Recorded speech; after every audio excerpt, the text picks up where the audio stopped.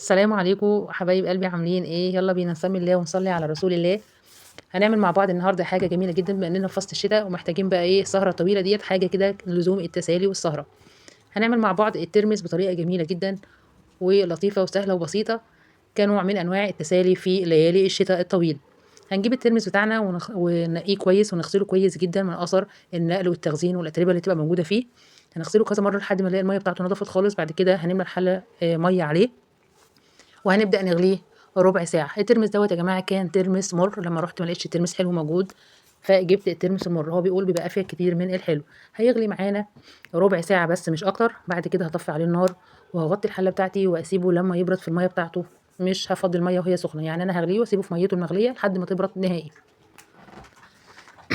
بعد ما الترمس بتاعي يبرد خالص هبدأ بقى أفضي المية بتاعته. طبعا قلت لكم هو ترمس مر، فهياخد معايا يومين 3 كده لحد ما يبدأ يحلو، بعكس الترمس الحلو يا دوبك بتفضي الميه بتاعته بعد ما تبرد وتملحيه وتاكليه على طول.